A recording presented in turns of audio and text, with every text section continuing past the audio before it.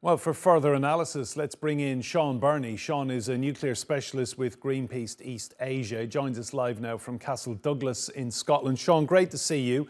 Tell me, are these local protesters, are they right to have serious concerns about this? I'm afraid so. There are many issues with the radioactive water at Fukushima. The situation remains a nuclear emergency. That's not been ended even by the Japanese government.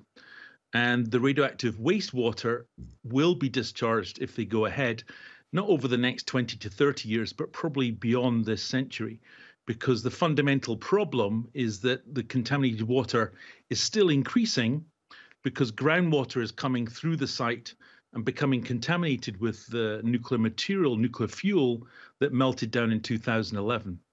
So I'm afraid that the Korean government's scientific team, they will have learned really of no significance, their visit, because actually the science on this is so complex. There needs to be so much more investigations, and that's not just Greenpeace, that's leading scientists, leading institutions in the United States that have said the Japanese government, the owners of the plant, TEPCO, have not done the science on the threat to the Pacific with these discharges.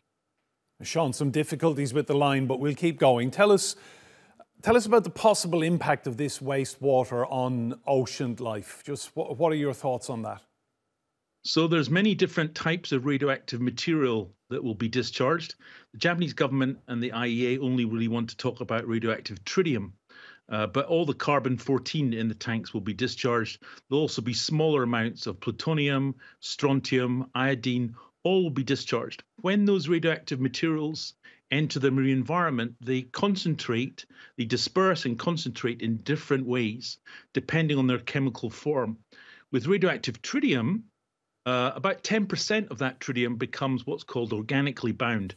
It becomes integrated into the cell structure of plants, fish, shellfish, potentially ultimately humans, at which point it's causing damage, potential DNA damage. And this is something that will go on for many years.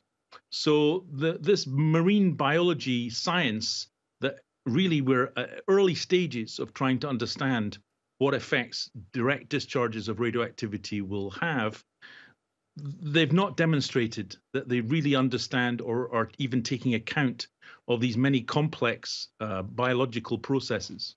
And Shaun, do you think the Japanese government is likely to back down at any stage?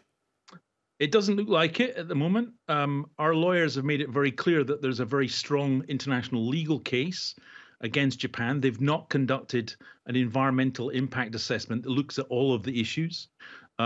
Japan is a signatory to UNCLOS, the UN Convention for the Law of the Sea. They're clearly in violation of those of the principles within the convention.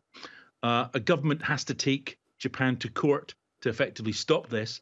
At the moment, that's a big ask for any government. Pacific Island nations in the Pacific are seriously concerned, but taking on the Japanese government, backed by the United States, backed by the IAEA, that's a big ask. But this is going to go on for decades because the Fukushima Daiichi disaster is ongoing. And tell me, has any country ever before tried to do something like this in your experience?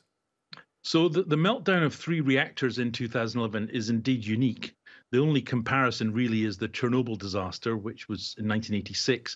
This is 3 nuclear reactors sitting on the Pacific coast. And one of the most fundamental problems here is the Japanese government doesn't have to do this.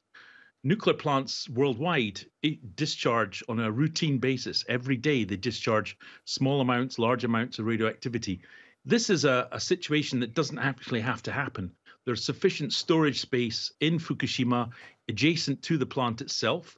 That would be the best option. You don't have to deliberately pollute the marine environment, which is under so much stress from climate change, fisheries, subseabed mining. And here we are in the 21st century starting nuclear dumping again. It's really not acceptable.